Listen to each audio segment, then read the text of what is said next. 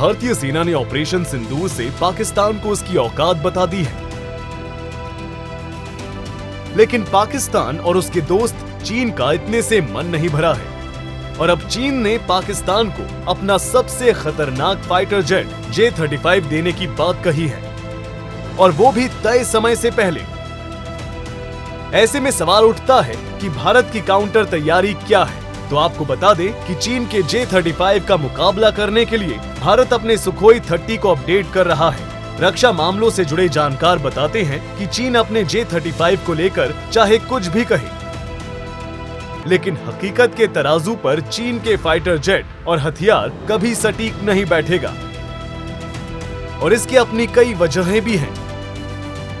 चीन J-35 को stealth fighter jet बताता है, लेकिन इसके पूरी तरह से स्टील्थ होने पर शक है।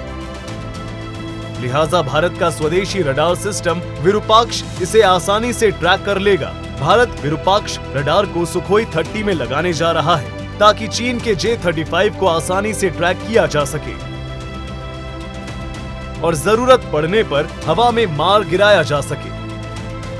एक तरफ पाकिस्तान जैसा मुल्क है जिसके पास युद्ध लड़ने के लिए अपना कुछ नहीं है। पाकिस्तान 80% हथियार चीन और तुर्की जैसे देशों का इस्तेमाल करता है, तो दूसरी ओर भारत जैसा शक्तिशाली देश है जो लगातार स्वदेशी हथियारों को बढ़ावा दे रहा है। ऑपरेशन सिंदूर के दौरान इसका प्रमाण दुनिया ने देखा है। भारत के हमले में पाकिस्तान में जो तबाही मची है उसकी तस्वीर अब दुनिया देख रही है। जब पाकिस्तान की तरफ से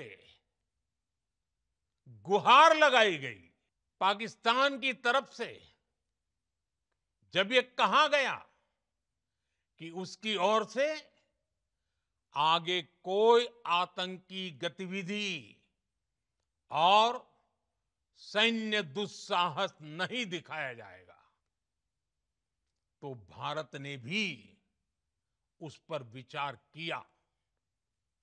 और मैं फिर दोहरा रहा हूं,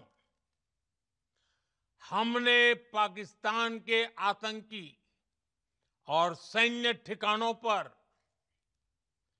अपनी जवाबी कार्रवाई को अभी सिर्फ स्थगित किया है।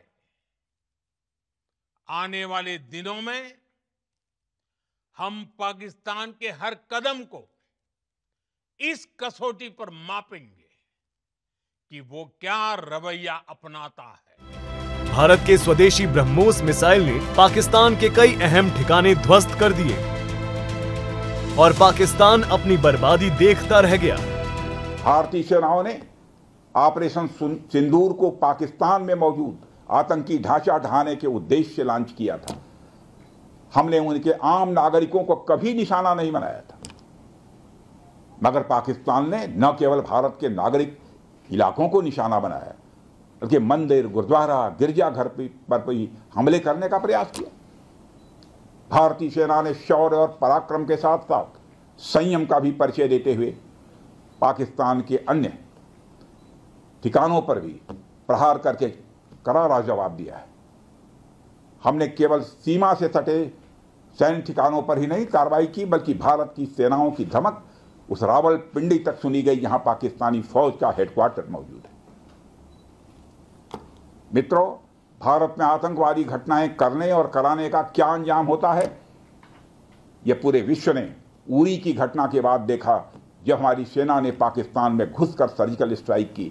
पुलवामा के बाद देखा जब बालाकोट पर एयर स्ट्राइक की गई, और अब पहलगाम की घटना के बाद दुनिया देख रही है कि जब भारत ने पाकिस्तान के भीतर घुसकर मल्टीपल स्ट्राइक्स की हैं। दरअसल पाकिस्तान की सेना को चीनी हथियार पर बहुत भरोसा था। पाकिस्तान को ऐसा लगने लगा था कि जब चीनी तकनीक साथ है तो डरने की क्या बात है, लेकिन पाकिस्तान ये भूल कर बैठा कि दुनिया चीन के खिलौने तक पर भरोसा नहीं करती है। ब्यूरो रिपोर्ट, सूर्या समाचार।